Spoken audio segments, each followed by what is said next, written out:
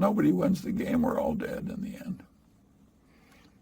You just you just surf along for a little while, and then you lose. He likes to win at bridge. He likes to win at business.